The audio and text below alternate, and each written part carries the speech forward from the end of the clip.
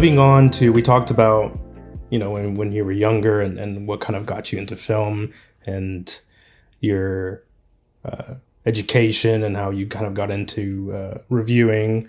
So how many festivals do you go to in a year, first of all? Some years there have been more because if some place invites me and pays for things, I will go. But I do the big three every year, which are Berlin, Cannes, and Venice. Sundance, since 2019, since the pandemic, 2020, I've been doing their online version. Because to be quite honest, I don't really care for visiting Utah, and it's their last year, which is fine. So I'm doing Sundance again, but online. And of course, there's a limited availability to mostly the competition films, but it's a great festival.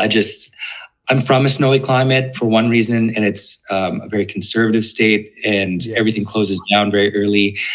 So I'll try Boulder, yeah. But when they go, but I do the big three, and I absolutely love them. That wasn't always the case. Actually, until 2019, I would do Toronto every year, but after the COVID shifted for me, I'm like, let me try Venice in Italy, and I fell in love with it. So now I do that instead.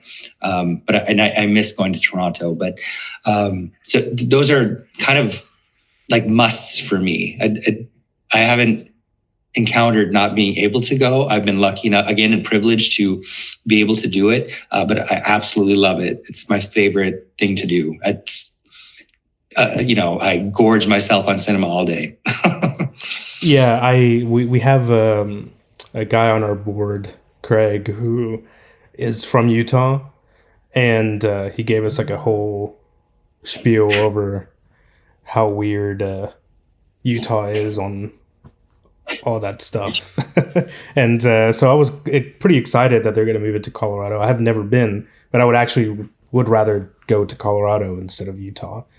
And I've been to Boulder, and Boulder's lovely. Also hard to get in and out of, much like Park City. Oh, yeah. And there are lots of lovely people. I do have some friends that live in Utah. I don't want to shit all over the state, but it's just not my favorite place to go. I do like warmer climates. But even Berlin in February, it's a very mild winter.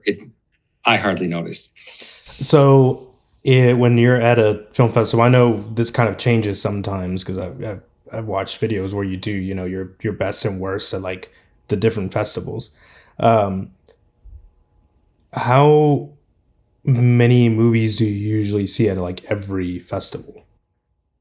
So usually what is the case is journalists have access to some of the smaller titles via like a screening link, just because you can't... If there's a main competition, almost everybody's seeing those. So all of the sidebar titles, they're competing for these journalists' attention. So usually publicists are a little more, you can get some stuff and see it ahead of time or during the festival, and that can widen what you see. But usually on the ground, I see about 40 to 50. And then if I have some screening links, I'll end up seeing 60 to 70 films in the entire program. Obviously, on the higher end, that feels like madness and it's exhausting. I'd say to somebody that's just starting, I'd say it's really healthy for you to do 3 to 4, and that should be fine. Anything more, I think you're really, it can affect your health. Yeah. Well, I still haven't been to a big film festival like that, any of those. Okay. But there's a theater in Dallas called the Texas Theater, which is probably like one of our favorite theaters to go to. The first time we went, they were showing the Three Colors trilogy in the same, back to back.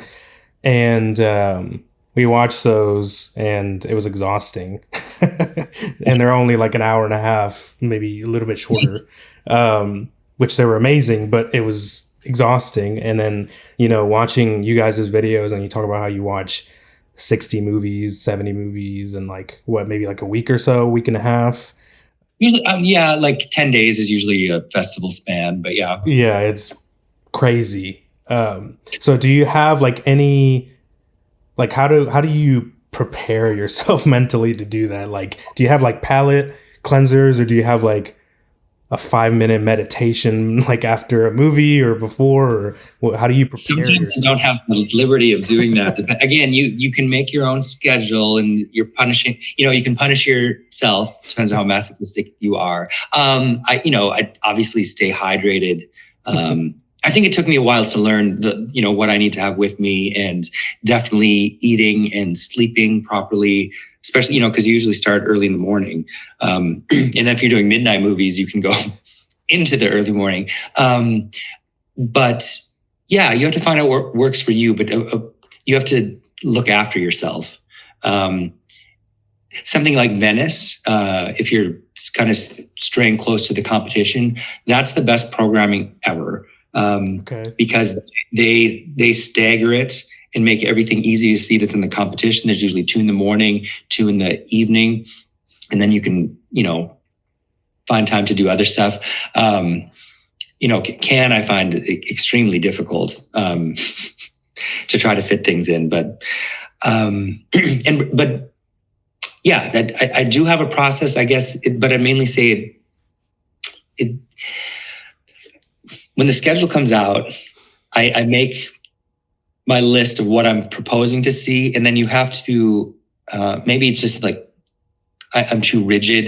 I'm like, oh, I decided I'm going to see those 5. I'm going to do it today. But as I've gotten older, I've gotten better at I don't need to do that to myself. And I think it's giving yourself some grace, and realize it's okay, because most things you're going to be able to see down the road, maybe even a year later. But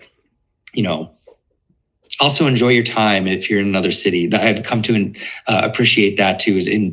Enjoy what the local nightlife has to offer, the restaurants. I mean, go being prepared to experience more than just films.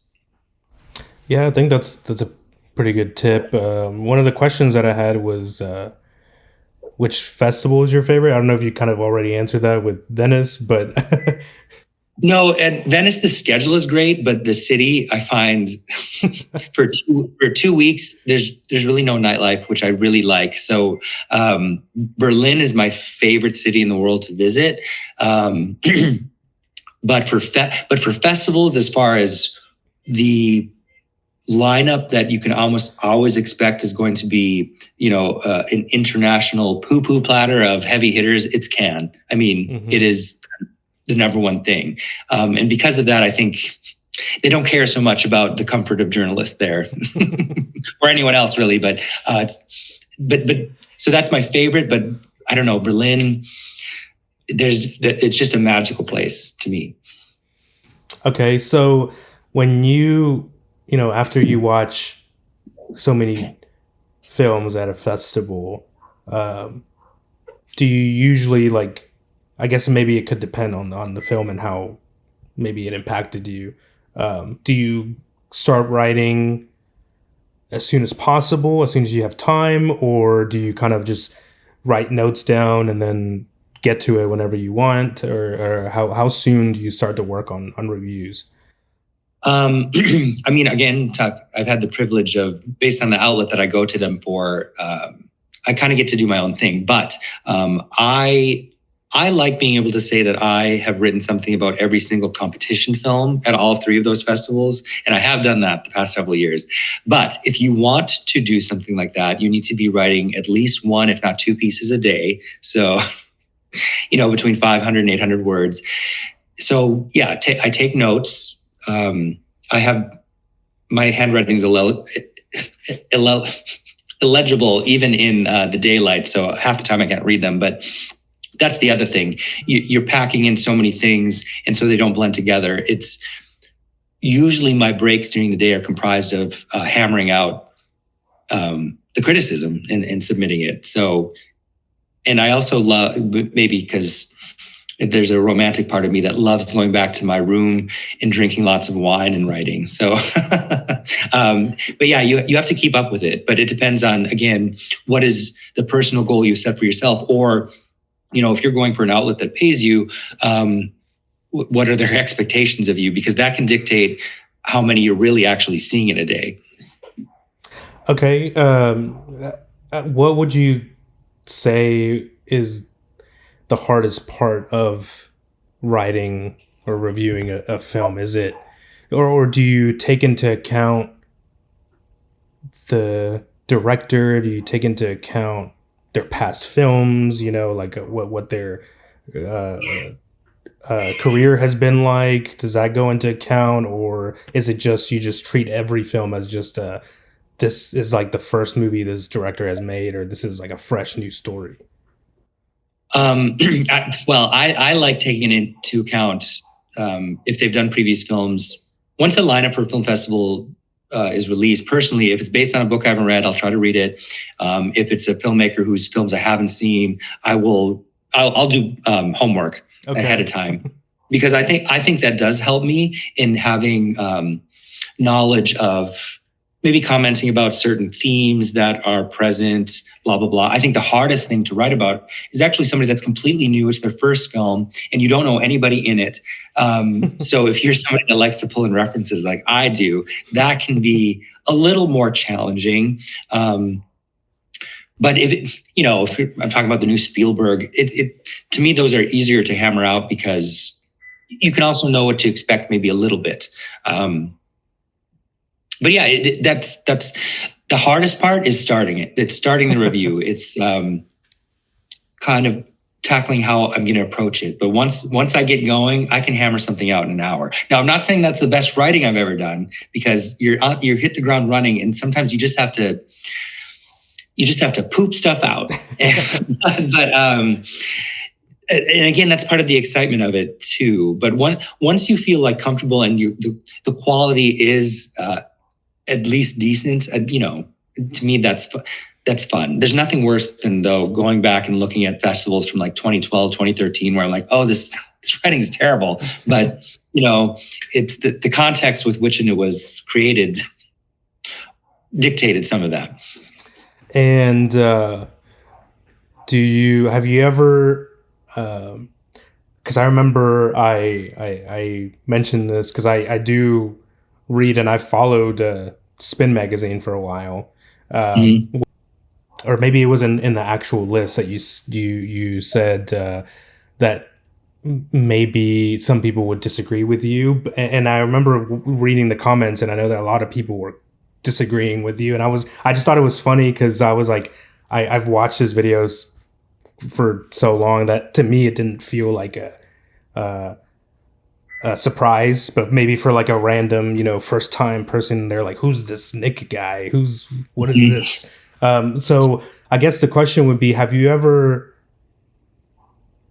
maybe reviewed a movie where majority of the people maybe didn't agree with you?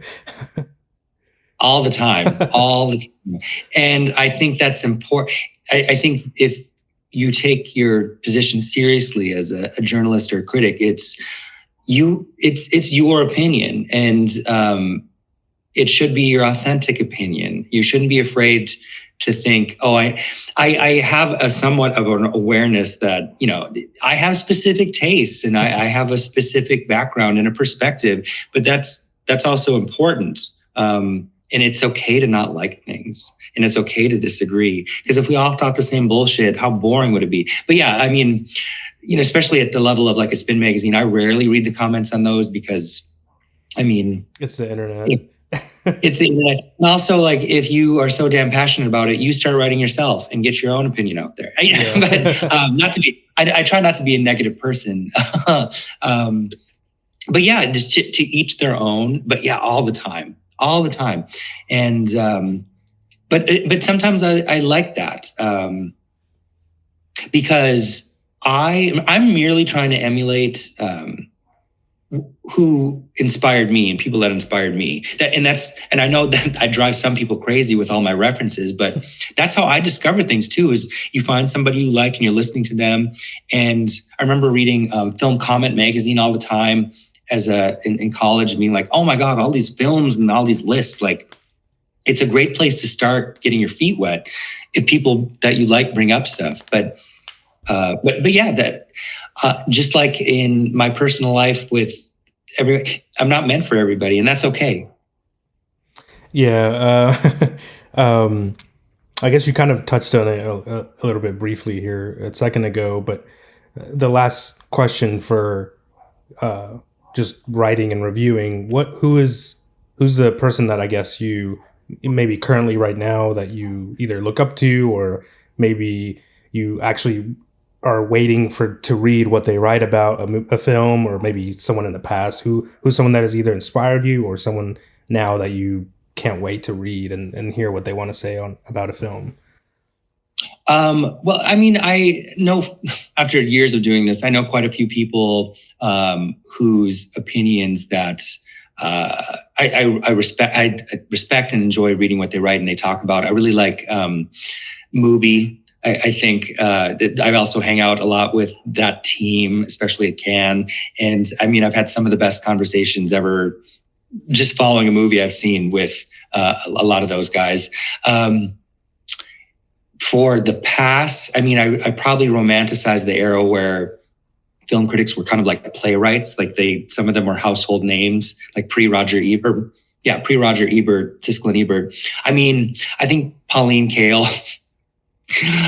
I enjoy her quite a bit, but I kind of liked her counterpart, Renata Adler, a lot, who had much more of a brief run. But I remember reading, she published a book, A Year in the Dark, during her tenure in the late 60s, being a film critic. And I have to say, I really liked her attitude and approach. And she just said whatever the hell she wanted, didn't care that the people that were at the top of her field disagreed with her. But so she's somebody that always comes to mind. And she was a great author as well and wrote at least 2 books. And if you've never read anything by her, I highly recommend. I think Pauline Kael kind of overshadows everyone from that era, but Okay, yeah, I'll definitely check her out.